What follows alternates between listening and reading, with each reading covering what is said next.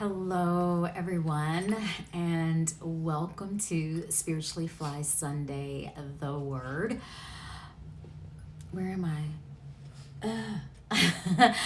I'm actually in a hotel right now. I am still on the East Coast, but it's Sunday, and I said I have to jump online, even though I know it is really late there on the East Coast. It's about 7 p.m. here in Reno. I left the Mammoth Yoga Festival this afternoon, and now I am here.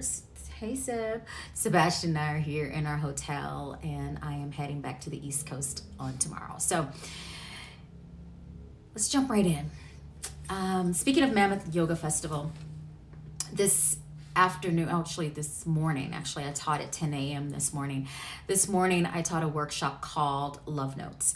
And it's I would probably say one of my most cherished, most loved, most sometimes inspired, and I'm often surprised and moved around what actually happens and how people shift and transform and have aha moments and brilliant insights, and some layer of who they are falls off during this workshop. It is actually a new workshop, and I've only, to be really, really transparent, I've only done it 3 times.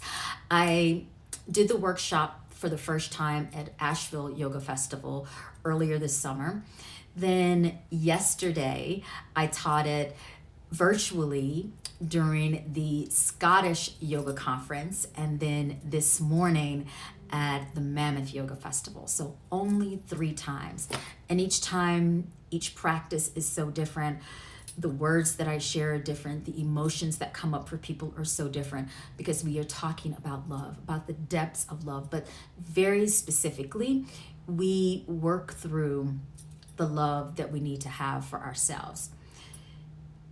The thing about this workshop is it's not just this love-filled mashup like la la la, I'm gonna love myself and talk about all the ways that I love myself. Baby, we get deep. The bulk of the workshop talks about shame, forgiveness, fear, pain, and suffering. But because before we jump into the depths of the sweetness, our emotional center of love, compassion, and understanding, we tap into the aspect of forgiveness. And that's kind of what I want to share here on Spiritually Fly the Word, our Sunday session. So today's reading is coming from Sutra 1, Lead with Love, and I am reading from page 23. And this is perfect because yesterday, Elena posted a video about this exact same chapter. It's chapter 1, right? In order for you to really step into your power and to really live a life that is divinely yours, uniquely yours, unapologetically yours, there has to be love of self. And that's why chapter 1 is Lead with Love. And from there, everything else is possible. It's limitless. So what I'd like for us to do is to now jump right into chapter 1, Sutra 1, Lead with Love. Again, I'm on page 23, and I'm going to read a passage, and we're going to do just a small amount of work. So here we go. Again, today's workshop is Love Notes, and the aspect of Love Notes is more than just writing a note and a love poem to yourself or a love letter to yourself. In order to love yourself, you have to forgive yourself first. You have to forgive any discomfort, any shame, any pain that is associated with any of your trauma. Small t, tiny t. Let's do this. This is in the section that says, forgiveness is my teacher, love is my guru. Forgiveness doesn't mean you will forget. It only means you have the power to release anger, resentment, and frustration associated with a traumatic situation. There's an interesting intersection between stress, psychological health, and forgiveness. When you forgive, you naturally feel less stress when you recall a difficult situation, and overall, your symptoms of depression and anxiety are greatly reduced.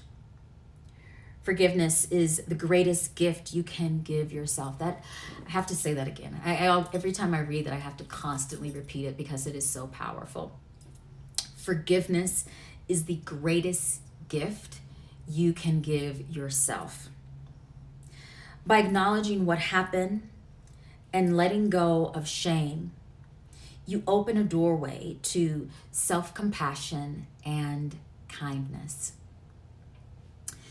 Forgiveness comes in two layers or two aspects. And most often, if someone causes harm towards us, we step always, it's a human condition. We create this layer of anger and frustration, and we often, right, blame ourselves.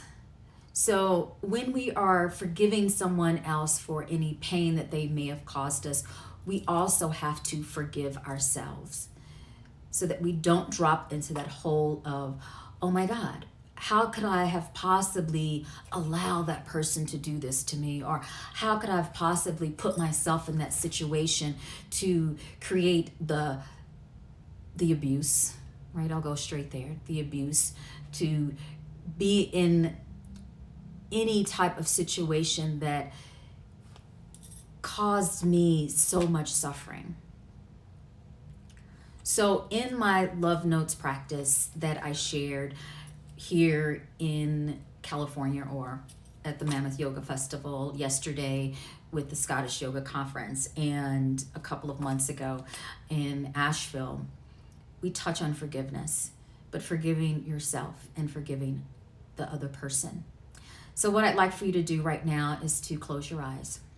And this is a very short practice, by the way. It takes more than just this practice to forgive, right, yourself and another person. But I want you to close your eyes, and we're going to take a nice little breathing practice just to kind of calm our nervous system a little bit.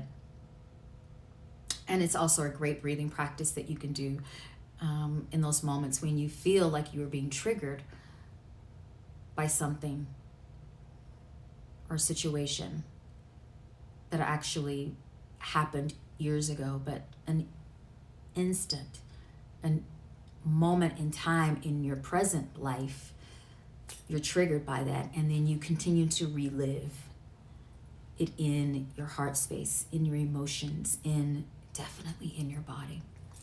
So when those triggers start to happen, when you feel anxiety, when you feel pain and suffering, drop into this breath. It's called the square breath, and you're going to breathe and inhale for 4 counts. You're going to hold your breath, retain it for 4 counts. You're going to exhale slowly for 4 counts, and then just allow yourself to be in the emptiness, kind of simmer for 4 counts. So let's give it a try. Close your eyes. Slowly inhale. 2, 3, 4. Now hold. 2, 3, 4. Exhale. 2, 3, 4. Now hold. 2, 3, 4. Inhale.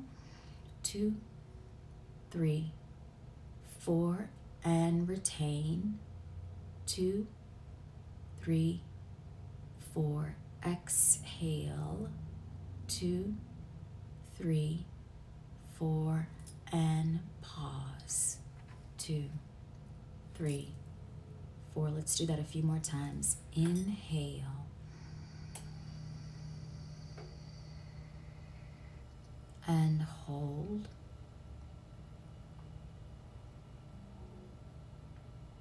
Exhale. And pause. Inhale.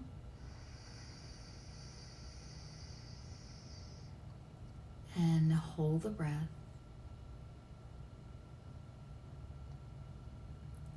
Exhale. And pause. One more time. Inhale. And hold.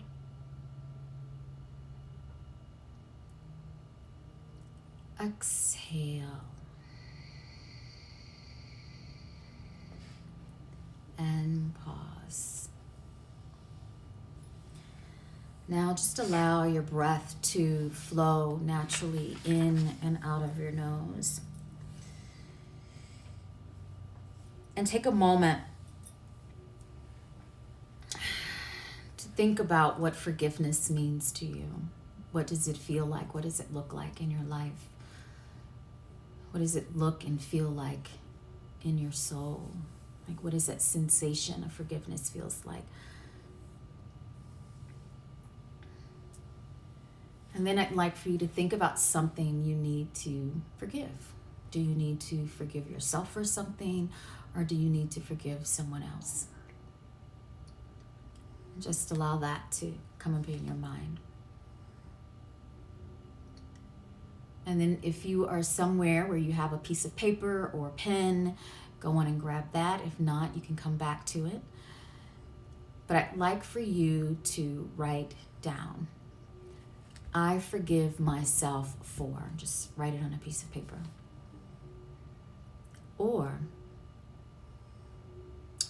do both. And I forgive, boom, that person's name for the following. I forgive myself for, I forgive them for, and then once you write that down, I want you to take the piece of paper, fold it up, and then find somewhere safe where you can actually burn the piece of paper. But when you take that piece of paper of the words that you've written, I forgive myself, I forgive them, I want you to close your eyes, take a couple of long, deep breaths, allow that feeling and sensation to come up in you around, meaning the situation, the moment in time that you need to forgive, the circumstances. Just give yourself a moment to feel it, and then light that piece of paper on fire. This is just a ritual, right? Our lives are about creating these sacred rituals so that we can move through the pain, the suffering, the shame, the discomfort. And by removing some of that energy, even that small practice, right, of burning the piece of paper, writing it down and burning it, it starts to create some space. But I want you to keep in mind that it's not going to happen on one try, right? Just doing that one moment, that one ritual, of burning the paper is not going to fix things. It's a ritual that starts to set the tone for forgiveness. And then you have to actively, every single day, work on forgiveness and forgiving yourself, forgiving that person. And one of the best ways to do that is to create acts of compassion towards yourself. Yeah. And keep doing it. Keep it's been a long day, guys. It's been a long week.